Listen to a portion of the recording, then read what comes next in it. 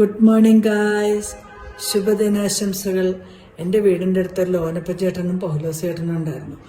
ലോനപ്പൻ ചേട്ടൻ 2 നില വീട് പണിതപ്പോൾ അതിനകത്ത് 5 ബെഡ്റൂമും ബാത്റൂമും അറ്റാച്ച്ഡ് പണിതു. അപ്പോൾ പൗലോസ് ചേട്ടൻ വിചാരിച്ചു അവർ 5 ബെഡ്റൂമല്ലേ പണിതത്, ഞാൻ എന്തിനാ 6 ബെഡ്റൂം പണിയാന്ന് പറഞ്ഞു. അങ്ങനെ 6 ബെഡ്റൂമും ബാത്ത് അറ്റാച്ച്ഡ് പണിതു. 10 വർഷങ്ങൾക്ക് ശേഷം ലോനപ്പൻ ചേട്ടൻ വീടിൻ്റെ എല്ലാ കുടിശ്ശികയും അടച്ചു തീർത്ത് ലോണൊക്കെ അടച്ചു തീർത്തിട്ട് വീട് സ്വന്തമാക്കി. പക്ഷെ പൗലോസ് ചേട്ടൻ 10 വർഷം കഴിഞ്ഞപ്പോൾ ഒട്ടും ലോൺ അടച്ചു തീർക്കാൻ പറ്റാണ്ട് വീട് ജപ്തിയായിപ്പോയി. അതുകൊണ്ട് ഇതെന്ന് പറയുന്നത് പാടെന്താണെന്ന് വെച്ച് കഴിഞ്ഞാൽ നമ്മൾ നമ്മുടെ സാമ്പത്തിക അവസ്ഥ അനുസരിച്ച് നമ്മൾ വീട് നിർമ്മിക്കുക.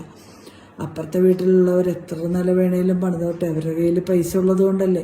പൈസ ഇല്ലാത്തവർ അതനുസരിച്ച് വീട് പണിതാൽ ഇതുപോലെ കുഴപ്പം വരുമോ?